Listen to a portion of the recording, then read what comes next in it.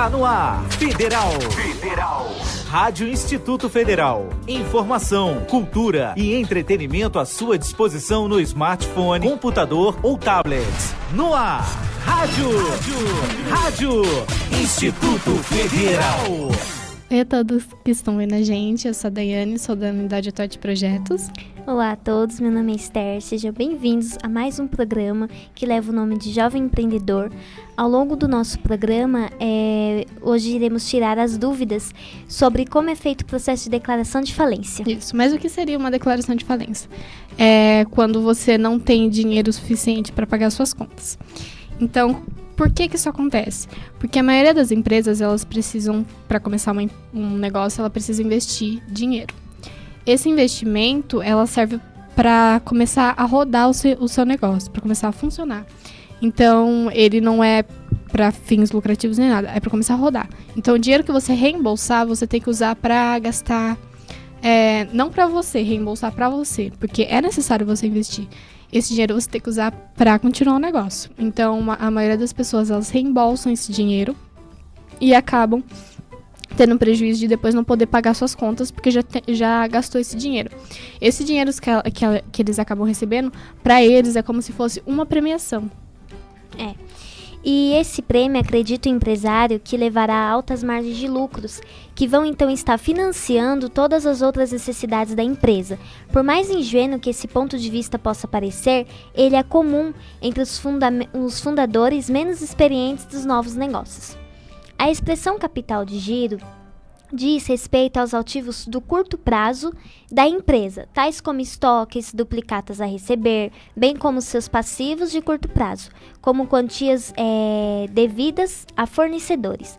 A administração do capital de giro é uma atividade diária que visa assegurar a empresa dos recursos suficientes para continuar suas operações e estar evitando interrupções que possam representar um alto custo. Mas como é feito esse pedido de falência? Então, ele pode ser feito por uma pessoa jurídica, por uma parte escrita, declaração de falência por escrita, por outra pessoa que não está recebendo, por exemplo, eu, Daiane, sou uma vendedora de um produto e a Esther é minha compradora. E eu acabo não pagando as coisas para ela. Então, ela precisa receber. Então, ela vai até um lugar de juiz, que eu esqueci o nome. Desculpa que eu esqueci o nome. Então, ela requer esse pedido de falência para que ela não saia no prejuízo. Pode ser eu mesma, porque eu vi que eu não posso pagar a conta, ela ou um juiz em si. Então, eles têm que tudo ser submisso ao artigo 504 e 584, 585 do Judiciário. A decisão que decreta a falência coloca o falido a seus credores no chamado regime jurídico falimentar. A partir de sua edição, a pessoa, os bens, os atos jurídicos e os credores de empresário falido são submetidos a um regime jurídico específico, no qual o devedor está se afastando das suas atividades. Dentre os vários efeitos de sentença que decreta a falência, temos a formação da massa falida subjetiva, suspensão das ações individuais, suspensão condicional de influência de juros, exigibilidade antecipada dos créditos contra o devedor, sócios ilimitadamente responsáveis e administradores solidários, suspensão da prescrição e arrecadação desculpa, gente, dos bens do devedor. O empresário individual falido e os sócios são responsáveis limitadamente responsáveis, perdem a administração e disponibilidade de seus bens. Além disso, ficam inabilitados temporariamente na prática de atividades empresarial, condição que dura até a sentença de suas obrigações. As obrigações da pessoa que declara falência, uma delas é disponibilizar os bens dele para a parte jurídica, uma pessoa jurídica vá e pegue, porque é como se ele pegasse para tornar um bem material em líquido para poder pagar as contas. Então, ele pode pegar o material do escritório para vender. As pessoas que saem da sociedade com menos de 2 anos também sofrem. Você vê eu vou falir daqui a 2 anos e eu percebi agora, poxa, a gente não vai conseguir se reerguer, então eu vou sair agora. Só que se daqui a menos de 2 anos a pessoa, o meu sócio, declarar falência, do mesmo jeito eu vou sofrer. A nova Lei de Recuperação de Empresa número 11.101, de 9 de fevereiro de 2005, vem a regular a recuperação extrajudicial, judicial e a falência, nos trazendo algumas mudanças importantes na atual legislação falimentar, conforme vemos de forma geral. A primeira, a atual Lei de Falências Concordatas é revogada pelo número 11.101. Regula a recuperação judicial, extrajudicial e a falência dos devedores de pessoas físicas, jurídicas que exerçam a atividade econômica regida pelas leis comerciais e de outras providências. A maioria das recuperações judiciárias o governo vai te ajudar a recuperar a sua empresa, porque existe uma coisa de que se sua empresa falir, o mercado ele perde muito, porque perde impostos, muita pessoa que perde trabalho, mão de obra, pessoa que trabalha não vai conseguir pagar os impostos dela, então elas tentam ao máximo salvar um maior número de empresas, só que eles não se preocupam muito com as microempresas, porque não tem uma taxa de lucro muito grande para o governo. Então, elas focam mais para as empresas médias e as maiores. Em primeiro, as maiores, né? Porque gera mais emprego para as pessoas. Então, eles dão prazos para as pessoas pagarem essas contas. Para as grandes empresas, eles dão de 24 a 38 meses, podendo ser prorrogado para 1 ano. Nisso, desaparecem as concordatas preventivas, suspensiva e a continuidade dos negócios do falido. As concordatas preventiva e suspensiva, a continuidade dos negócios do falido após a declaração da falência, que era um mecanismo de recuperação judicial da empresa, passam a dar lugar a um único processo, chamado de recuperação judicial, que ocorre sempre antes da falência. O que é essa recuperação extrajudicial? É uma negociação boca a boca com outra pessoa. Eu vou tentar entrar em acordo para que a outra pessoa dê um tempo para mim, possa parcelar também a minha dívida, porque se for para a parte jurídica vai demorar muito para se recuperar, porque tem muita burocracia. Então eles preferem inicialmente que aconteça essa conversa, esse acordo entre a pessoa que está devendo e a pessoa que está cobrando. Da recuperação judicial. Não sendo possível a recuperação extrajudicial, o próximo passo será a busca de recuperação judicial. Neste caso, ocorrerá uma maior intervenção judicial e o devedor deverá apresentar um plano de recuperação judicial e irá negociá-lo com os credores reunidos em assembleia. O devedor deverá ser um bom negociante. Os credores poderão rejeitar o plano de devedor, se submeter a aceitá-los, pois, caso contrário, poderá ser declarado sua falência se as modificações não forem abusivas. Nas mãos dos devedores, como ocorre atualmente com a concordanta, onde o devedor seguido que está estabelecendo na lei se propõe a pagar seus credores à vista, em 6, 12, 18 e 24 meses. Não existe mais um prazo limitado para os pagamentos. Assim, pode ser apresentado um plano propondo o pagamento na dívida em 10 anos. O devedor que não podia pedir concordata com a atual legislação poderá pedir a recuperação judicial com a nova.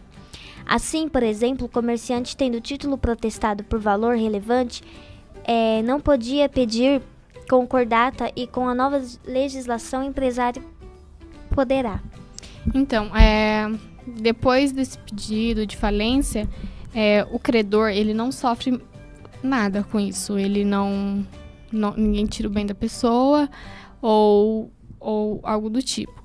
Então, quem sofre é somente a pessoa que está devendo mesmo para o credor. Então, o pedido pode ser feito pelo devedor, pelo credor ou por uma pessoa jurídica. A maioria para você iniciar o pedido de falência, você tem que ter no mínimo 40 salários. E você demora para suspensão de falência, por exemplo, você conseguiu entrar em um acordo, só que você já está em andamento esse processo, então demora 180 dias para o aceitamento desse pedido. As ações de natureza trabalhista na falência terão prosseguimento com o administrador judicial, que deverá ser intimado para representar a massa falida, sob pena de nulidade do processo. Atualmente, a legislação falimentar não estabelece que o devedor publique seu estado de dificuldade formalmente. Isto ocorrerá com a nova lei para que supostamente facilite seus créditos. A Fazenda Pública e o Instituto Nacional do Seguro Social, INSS, serão intimidados pessoalmente para que acompanhem o processamento de pedido de recuperação judicial. Os sócios limitadamente responsáveis também serão considerados falidos e, por isso, deverão ser citados para apresentar contestações. Havendo débitos de natureza estritamente salarial vencido nos 3 meses anteriores, o pedido de recuperação judicial, esses devem ser pagos no prazo de 30 dias até o limite de 5 salários mínimos por trabalhador. O saldo deverá ser pago no prazo de 1 ano, juntamente com o crédito decorrente de acidentes de trabalho. De forma geral, os demais créditos serão pagos conforme estiver previsto no plano de recuperação judicial.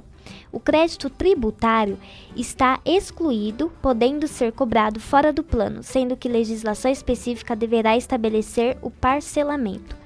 Estão excluídos do processo de recuperação judicial o crédito tributário, os decorrentes, adiantamento de contrato de câmbio destinado à exportação e do titular da posição de proprietário, de bens móveis ou imóveis, de arrendador mercantil e proprietário, ou promitente vendedor de imóvel cujos contratos contenham cláusulas de irrevogabilidade ou irretratabilidade, inclusive em incorporação imobiliárias, ou de proprietário em contrato de venda com reserva de domínio. Não terão seus créditos submetidos aos efeitos de recuperação judicial e prevalecerão do direito de propriedade sobre a coisa e as condições contratuais, observada a legislação perspectiva. A pessoa que faz essa intermediação entre o credor e a pessoa que deve é alguém jurídico, que seja ou economista, ou advogado, ou administrativo. Então, ele tenta intermediar para achar o jeito mais fácil e menos burocrático, com menos tempo, para que assim não tenha uma perda, porque quanto mais tempo ele ficar fora do mercado, pior. Então, ele é posto para intermediar, para que dê tudo certo, para que os dois entrem em acordo e que a dívida seja paga certinho. Ao juiz, a concessão de uma concordata preventiva que dava ao interessado a prorrogação de até 2 anos para saldar suas dívidas. Durante o processo, o titular continuava a administrar seus bens e seus negócios. A concordata trazia vantagens ao devedor ao consentir que eles permanecesse à frente de seu negócio, ou a ele retornasse. Aos credores dava a possibilidade de receberem mais do que a da falência, preservando uma empresa potencial geradora de riquezas e empregos. O atingido deve manter regularmente suas atividades há mais de 2 anos, além de atender os seguintes requisitos cumulativamente: a. Não ter falido. No caso de falência, desde que estejam declarada extinta por sentença transitada em julgado as responsabilidades daí decorrentes. B. Não ter obtido concessão de recuperação judicial há menos de 5 anos. C. Não ter obtido concessão de recuperação judicial com base no plano especial há menos de 8 anos. E D. Não ter sido condenado ou não ter como administrador ou sócio controlador, pessoa coordenada pelos crimes previstos na lei de falência. São incluídos na recuperação judicial todos os créditos existentes na data do pedido, ainda que não vencidos. A decisão que concede a recuperação judicial constituirá o título executivo judicial. Permanecerá o devedor em recuperação judicial até que cumpra todas as obrigações previstas no plano, cuja validade seja de 2 anos a partir da concessão. Durante esse período, em caso de descumprimento de qualquer obrigação prevista, o plano é cancelada a recuperação. O juiz ele declara falência durante o processo nos casos de deliberação de Assembleia Geral de Credores, omissão de plano de recuperação por parte do devedor. Então, a pessoa não pode admitir que ela está participando de um plano de recuperação, rejeição do plano de recuperação, falta de apresentação de certidões, decisão que rejeite o pedido de recuperação judicial, descumprimento de qualquer obrigação assumida do plano de recuperação. Quando a recuperação evolui para a falência, os atos de administração, endividamento, oneração ou alienação praticados durante a recuperação judicial presumem-se inválidos desde que realize de acordo com a lei. Então, a pessoa tem que seguir exatamente o que está na lei para que seja declarado falência e que dê certo. Então, a gente tem que seguir todo o processo todo certinho. A falência é uma execução coletiva a qual concorrem todos os credores e devedores.